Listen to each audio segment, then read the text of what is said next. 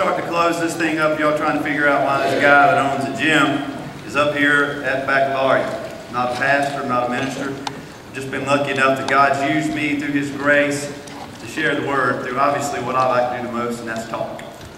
So, let you know as a parent, what we've done here tonight is kind of talk to the kids a little bit, not kids anymore. Talk to the students that are graduating, but parents, let me throw this at you first. I, as a parent, I have a son that's going into the 4th grade, a daughter that's going into the 1st grade, and I have an 18-month-old that's going into everything. So, so first, parents, let me talk to you a little bit first. We know that even birds kick their young out of the nest.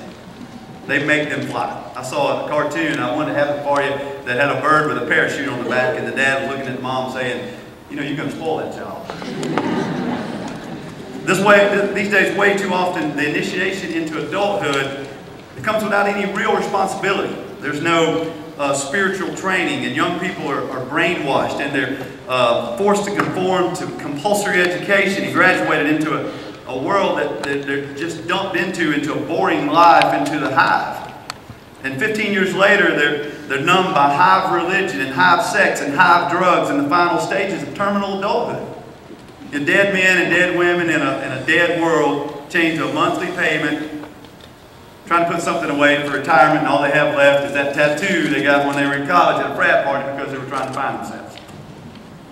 So I challenge you as parents today to let them go. It's harder than the first day you left them at school by themselves for that full day. It's harder than the first day you watched them drive out of the driveway in that car by themselves. It's harder than the first time you let them go on a date by themselves. Lord, I do not want to think about that. So what does this mean to you, class of 2010? Let me hear you a little bit. Give me some applause. Make sure you're awake. Class of 2010. Is this you? What's this mean in your eyes? It's freedom, baby. It's making my own decisions. It's sleep late. It's eat what I want to. It's watch what I want to. Thanks for playing. What does this really mean? It means accountability, responsibility, all the ability. Y'all get all those. I've had some interns. Every semester I have interns at the gym, and Drew Harris and Cam Jones, they can't be here today, but I promised them I would mention their names because this goes specifically for them. I find it amazingly scary how fast you guys learn to drive a car but cannot actively use a vacuum cleaner or a lawnmower. Kill it. So Cam and Drew, you'll hear this later.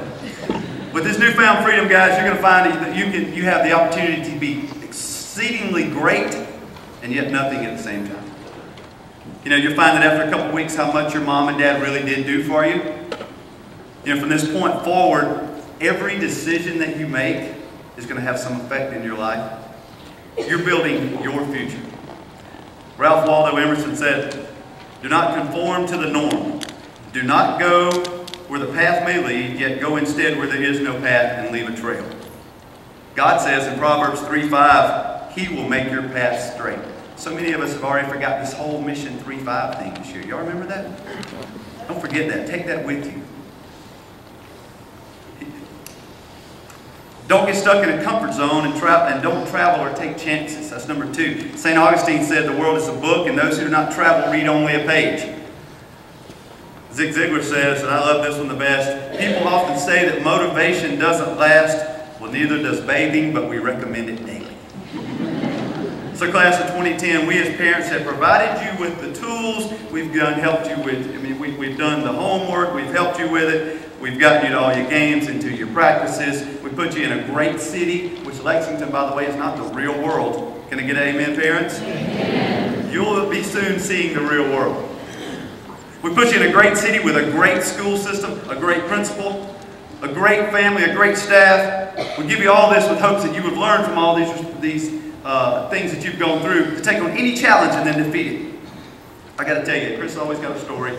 Some of y'all know this, but I got to tell you my quick story. I'm getting you guys out of here. I know Pastor Kersey's not here, so I'm going to keep talking here. This is one of my favorite stories. I know it's true because I read it on the internet. There's this little kid. He's 10 years old, and he gets injured in a car wreck. And some of you guys have been in my Bible study every Friday morning. Y'all have heard this, but And he gets his arm cut off. He's a little kid, and he rehabs, and he goes in. He says, Mom, I want to do judo. So she takes him with those hopes to the local sensei and says, I want my son to do judo. And he says, bring him in, I want him. So every day, that 10-year-old kid goes to the sensei, and he learns one move every day, over and over and over. So for 3 months, after 3 months, he comes back to the sensei. He says, I've learned it, I know it. Give me something else. He says, nope, keep going. 6 months, a year and a half goes on. So after about a year and a half, he says, I have learned this move, I've mastered the move. What's next? I need something. He says, fine, I've got you in a tournament for Saturday. We're going to be in a tournament. So he gets to the tournament, and he wins the first match. He wins the second match.